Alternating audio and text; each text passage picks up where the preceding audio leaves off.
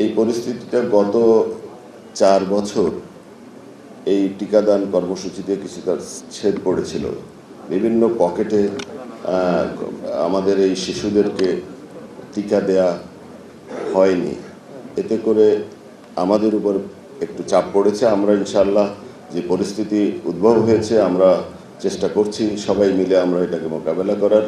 ইতিমধ্যেই আমরা গত 5ই এপ্রিল থেকে আমরা সারা দেশের 18টি জেলার 30টি উপজেলা যেগুলো আমাদেরকে চিহ্নিত করতে সহযোগিতা করেছে, আমাদের সহযোগী সংগঠন শিশুদের স্বাস্থ্যসেবায় আমাদেরকে সহায়তা করে পরামর্শ দিয়ে বিভিন্নভাবে, সেই ইউনিসেফ এবং আমাদের একটি জাতীয় কমিটি আছে নাইটেক, এই দুই বিশেষজ্ঞ কমিটি এবং আমাদের একটি রিসার্চ সংগঠন আছে IEDCR, সকলের সহযোগিতায় আমরা 18টি জেলার 30টি উপজেলা শনাক্ত করেছি, যেগুলো আমরা মনে করি একটু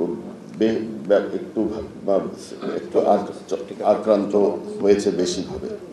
আমরা 5 তারিখ থেকে ওই সমস্ত স্পটগুলোতে এলাকায় আমরা টিকাদান কর্মসূচি শুরু করেছি এবং এটা চলমান আছে।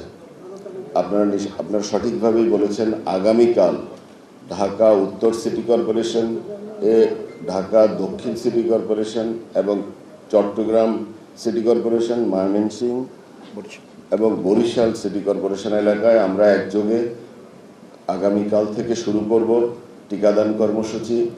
এরপর আপনারা জেনেছেন আমাদের মাননীয় মন্ত্রী মহোদয় বলেছেন পার্লামেন্টে যে আমরা আগামী 20 তারিখ থেকে আমরা বাকি অংশতে আমরা টিকাদান কর্মসূচি অব্যাহত রাখব, যেটি আমাদের নিয়মিত ইপিআই কর্মসূচির সাথে একত্রিত হবে সামনে গিয়ে।